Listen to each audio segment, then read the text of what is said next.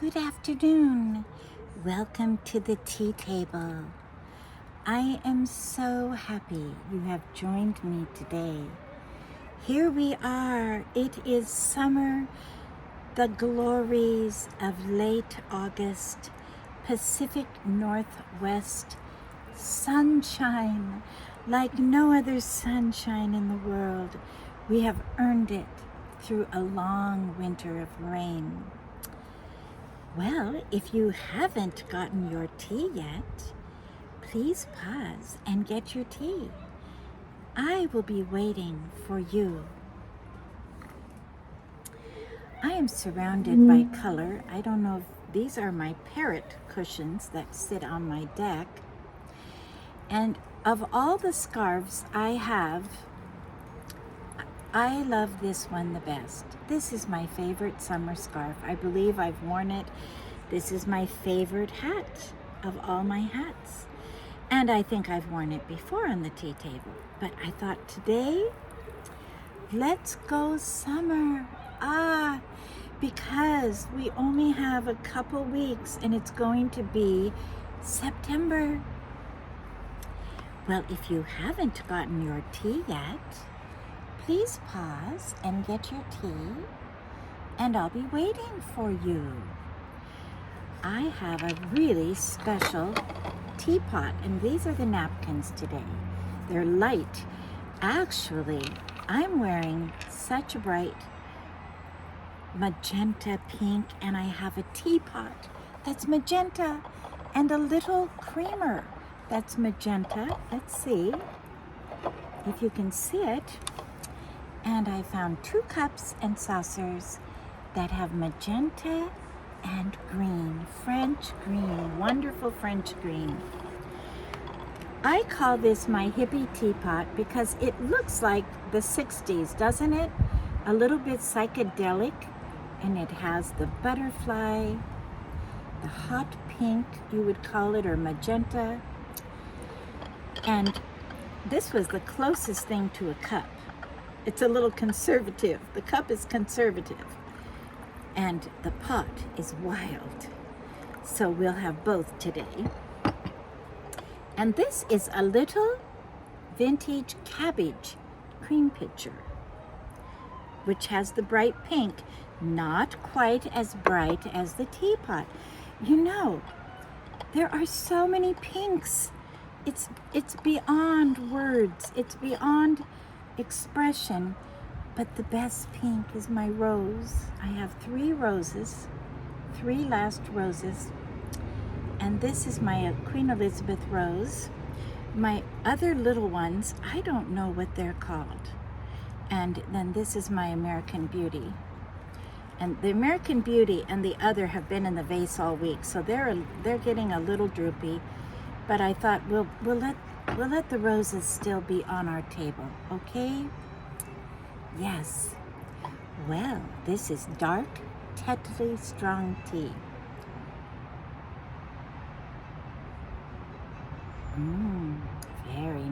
Very nice indeed. I'm still recovering from the trauma of last week's tea talk.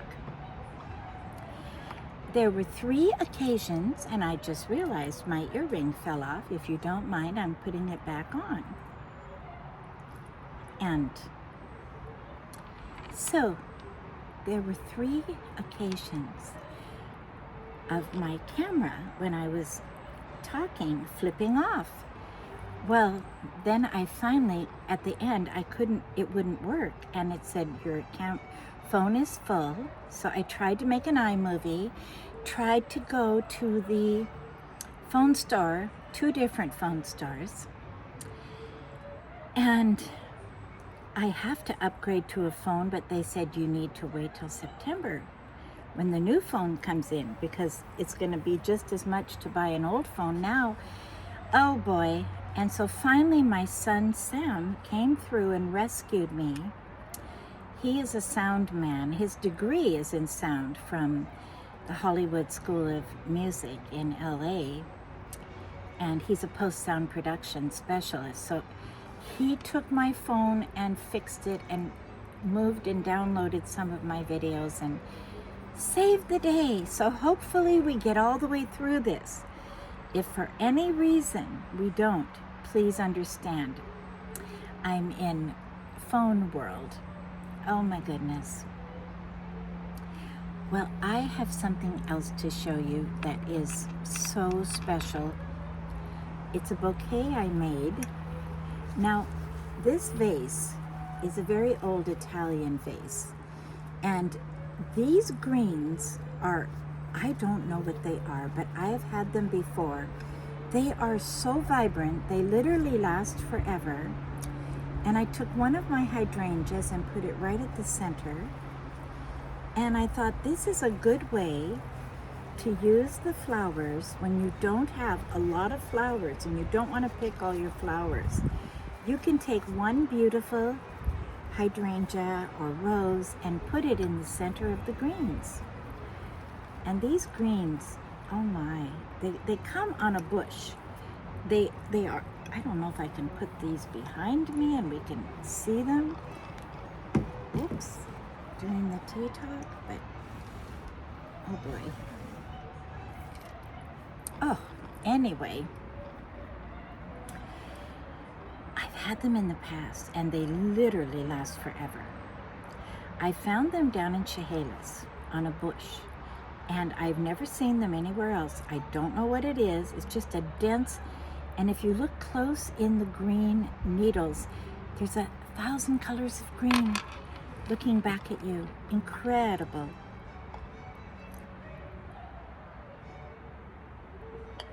These teacups are cute, and this is your teacup. And let me show them to you a little closer. Isn't that pretty? Isn't that pretty? Pink and green, green and pink, pink and green, green and pink. Over and over again. I'm going to pour you a cup now. My dear tea people, don't want to forget you. And I'm assuming you want a splash of milk. Well, when I was preparing for this tea talk, I was thinking, do I talk back to school yet? September glory, autumn beauty.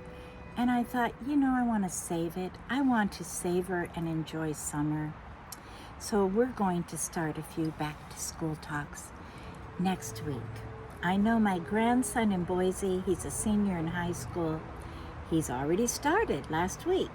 My other grandson, first year college, starting at Boise State next week.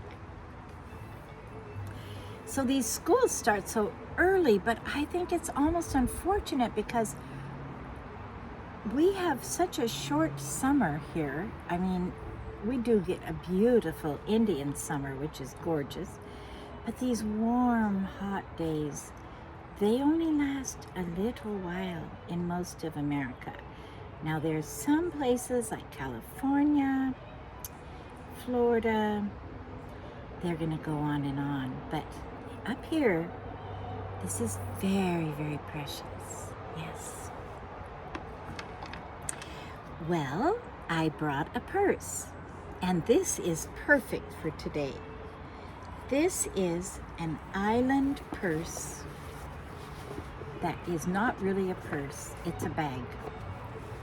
And when you go on a little vacation and you want to carry a bag that can hold a lot of things, not necessarily your clothes, but when you're walking down the street, maybe at Cannon Beach, and you need a bag if you're going to pick something up at the bakery or somewhere, you have a bag to put it in.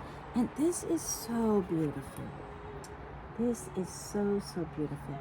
And these are birds, and this is the tail of that little animal, a frog, I guess. It's the little tail of the frog and the birds. And it says island, so it's from the islands. And I just thought, I've got so much color on already, let's just have a little more. Purple is always nice too. So we'll put that there. Oh, wow. I'm just so happy to be with you. I'm just happy my phone is working. we become very grateful when things don't work the way we were hoping they will work, right? Well, I've been doing a lot of study. I'm preparing for a class I'm going to teach, which is back to school. And I've been studying words.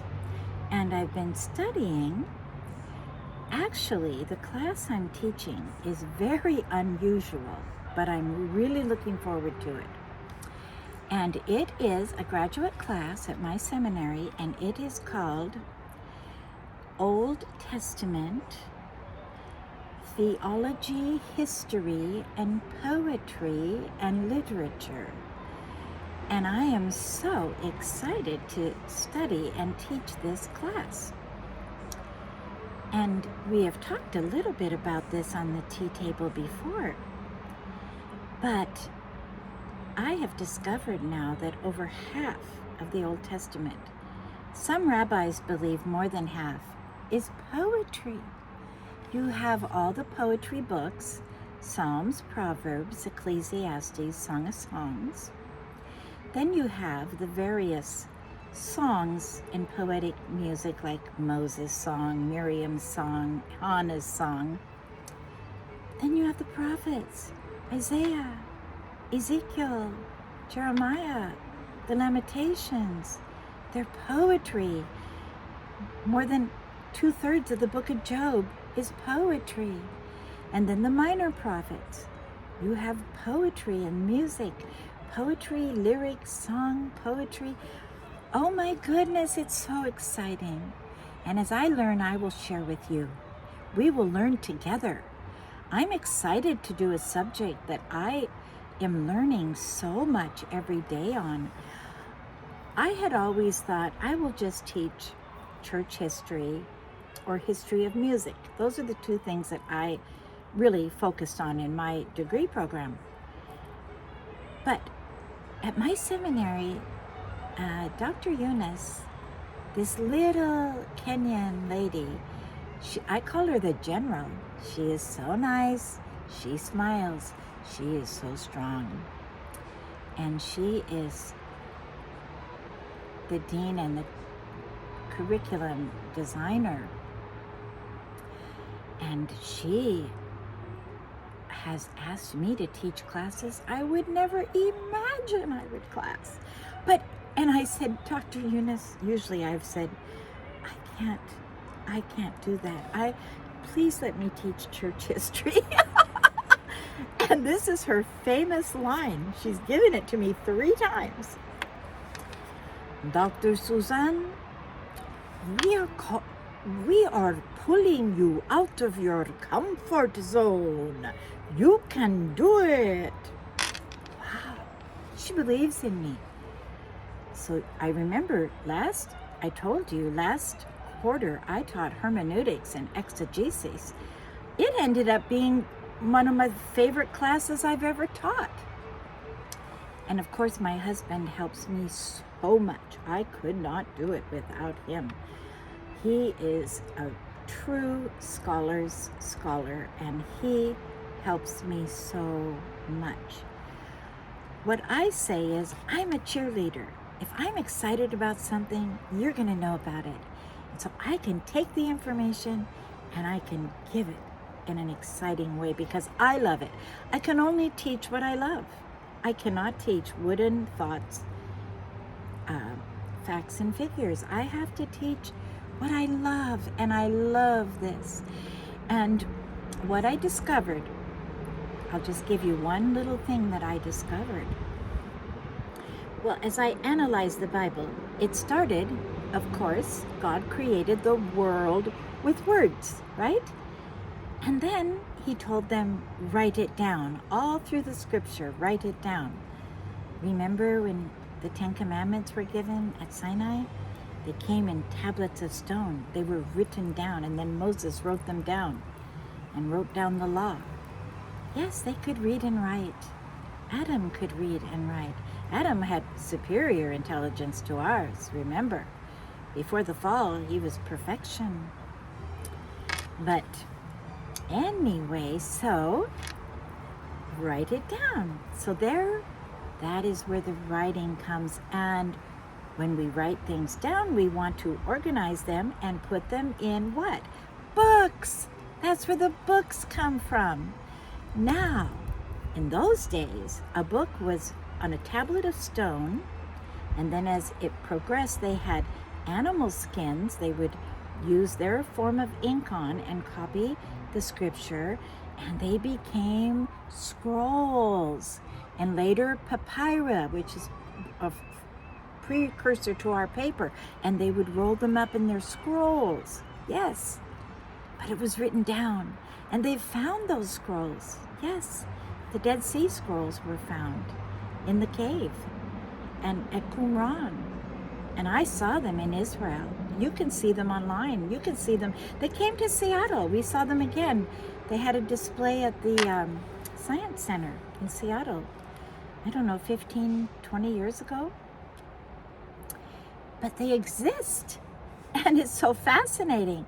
So when you have word becomes writing, becomes books, we have to have a place to put the books and keep the books. Libraries. That's how a library was formed. And I tell all of my students, create your own library. When you take a class from me or from any other teacher and you order books and you have your books, don't throw them away. Keep them on a shelf and start building your own library. Your own library could be a 5-foot bookshelf. It could be just a little bit of books by your bed, if that's all you have. But it can build. And then a library in a home can grow, and you can have many bookshelves or a few bookshelves. But then the great libraries were built. And the library that I'm so fascinated with is the library at Alexandria, Egypt. Alexandria, Egypt is on the northernmost coast of Africa by the Mediterranean. Yes, and we know it through, if you study Roman history, you're going to know about it. Remember Cleopatra? That's where she ruled from, Alexandria, because Alexandria was where the palaces were and the castles were. What happened was, I'll just give you a 3-minute overview. Alexander the Great, when he conquered the then known world, and he died at a young age actually, he had 3 generals. And all of the Grecian Empire was divided among these 3 generals. Okay, the one general that got Egypt was the precursor to Cleopatra. Yes, Ptolemy the First. And Ptolemy the First, they were very intelligent people, the Greeks. Remember, they had Homer, Aristotle, Plato, and they had libraries. And they wanted to build a library. So his vision was build the most beautiful library in the world, which he started building at Alexandria, Egypt. Well, then his follower, Ptolemy II. Now, if you're looking this up, Ptolemy begins with a P. It's Ptolemy, Ptolemy, first and the second. Ptolemy finished the beautiful library, fabulous library in Alexandria, and there were so many Jewish people in the land of, well, Alexandria and the surrounding Grecian lands, and they had their Bible in Hebrew, but most of them were Greek speaking. And of course, these Grecian leaders wanted to encourage Greek. So they called a commission. 70 Jewish rabbinical scholars were called to Alexandria under Ptolemy II. And they said, we want you to translate your Old Testament into Greek. Okay?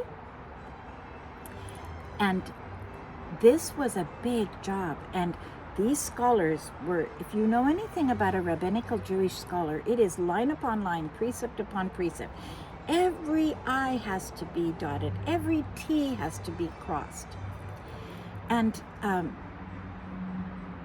it was a big, big job. And they were given each a little corner where they could study. And now I want to tell you, before I go on with that, the Alexandria Library was so gorgeous, so beautiful. You can look up pictures of it. It was destroyed once. A lot of it was destroyed under Cleopatra by mistake when the Romans came and were fighting, and there was the war going on at Alexandria, and a fire was started, but it was rescued and rebuilt. Okay, but then later it was destroyed basically by the Muslims. They came through and the books were grabbed by the monks and the priests, put on boats and taken north to Italy and hidden in Florence. But these rabbis, they were sent to little corners to translate the whole Old Testament. That's a lot. And they worked and worked and worked. And it is said that they came back together, and there were 70 of them, and they had perfect agreement. And that book, Old Testament translation, is called the Septuagint. And often it will be written, if you are taking a class and a professor wants to abbreviate, he'll do LXX, which means 70. So sometimes you'll see it written as 70. That denotes there were 70 scholars. And the Septuagint then, this is 300 years before Christ, was made, and it was hand copied, and then they would make copies, and probably most people wouldn't have a whole Old Testament. They would have only parts of it, but it was codified, canonized, considered the Old Testament by all scholars. So here we go. Fast forward to the time of Christ, when people were becoming Christians and they were Greek speakers. They had an Old Testament in their language, the Septuagint. Isn't that fantastic? That would have been probably, well, Jesus was a Hebrew scholar because he was a rabbi, but he would have had access to the Septuagint, yes, and he also spoke Aramaic. So those are the three languages that are used in Bible translation. And later, in the 4th century, when they codified the New Testament after 325, Constantine, he translated the entire Bible into Latin. He took the Septuagint that was in Greek then and put it in Latin, took all the New Testament writings that had been decided this was canonized scripture, put it into writing. That became the Latin Vulgate, 4th century, Jerome. He did it in a cave in Bethlehem. That Bible was the main Bible that it was the only Bible that they had. But of course, you must remember, everything had to be hand copied. There was no printing press until the 1400s. So the Bible was precious during the Middle Ages. But the Alexandria Library, I'm so fascinated, because the philosophy and belief was, if we can have high, beautiful ceilings, if we can have natural light, and we can be inspired, we can think better in beauty. Isn't it true? You go in a little hovel house, a little place, you can't think as well. You get into a big room where there's natural light and beauty. You can think, you can dream, you can hope, you can have bright ideas. And that's why all of the libraries from there on were built. Many of them were modeled after the Alexandria beautiful library. And another little side story that I heard, my husband and I went to a concert at St. James Cathedral. It was a midnight New Year's Eve concert years ago in Seattle. And there was a Catholic priest there from Italy, and he had brought a beautiful tapestry that was from the Renaissance, and it was in a side room, and they said, anyone that would like to see this tapestry and hear the story of it, you are welcome to go. So my husband and I went, and this priest was so informative, and he said, remember, the Renaissance happened because the books that were almost destroyed in the Alexandria Library, but were rescued by boat up and hidden in Florence, were found. They were found right around the 11th, 12th century. They were found, and people started reading. And then they had the Bible, they had Aristotle, they had Plato, they had Homer, and they were, suddenly it was, life, rebirth. Renaissance means rebirth.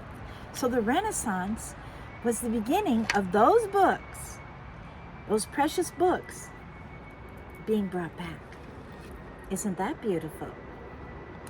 And then we remember that the Renaissance was going on in the South, while the Reformation was going on in the North. And the Reformation, this was a time of action, was saying the church needs to reform. It needs to become pure. Martin Luther was saying, let's go back and look at the early church. Let's live like those Christians lived. And it's not, we don't have to earn our salvation.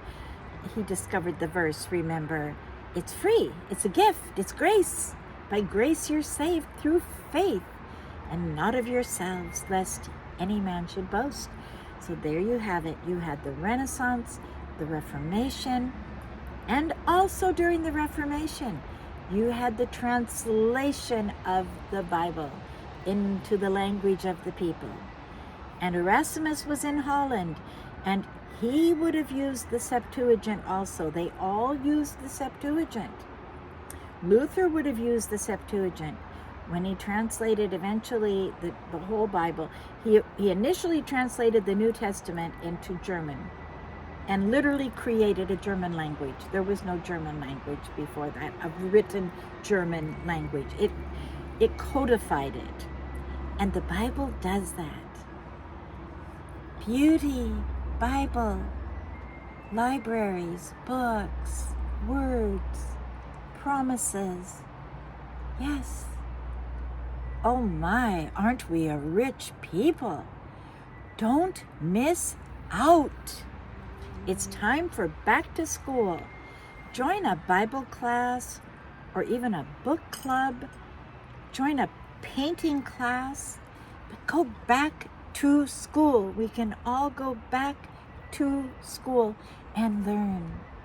Yes. If you ever want to hear my history lectures, I don't think I've ever told you this, but they are all on YouTube on a channel that is called His Tree, Susan Shoemaker.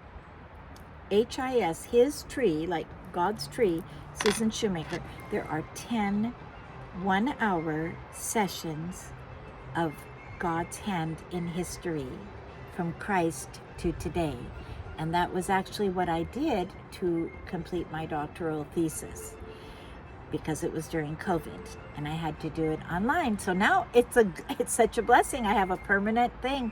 If you want to go to school, watch one of my sessions once a week. And if you want any of my materials, like you'll see a tree on there that you use as kind of like a map guide of history, I'm happy to give it to you. You can contact me. I'm happy to give you notes, and you can learn a lot through those lectures. I had a lot of fun doing it. I view history as the most inspiring, wonderful, energizing. It takes your troubles away. Do you know why? God is big. When you study God's hand in history, God becomes really big. And when God's big, guess what? Your troubles are little. That's true. Make God big.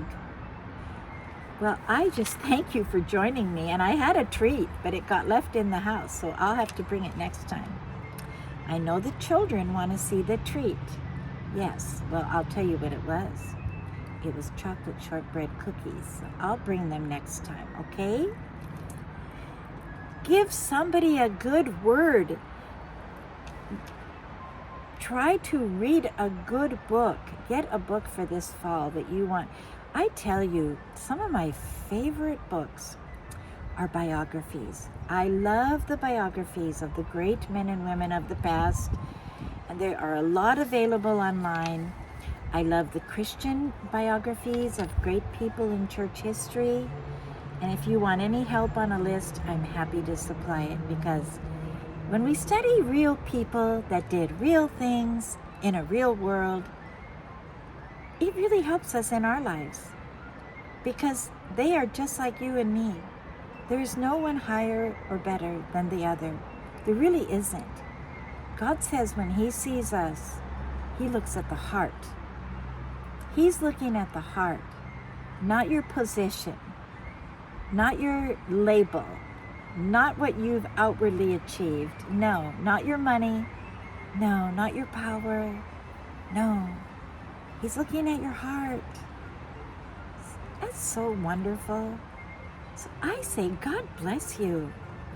And let's make this fall the most wonderful autumn we've had in years, and study. All of us study together. One last thing, here's the yellow rose of Texas my husband brought me today. We have this rose bush. This was such a high one. I put him in this wonderful blue vase. It's a bud vase. It's a little high, but I think beautiful.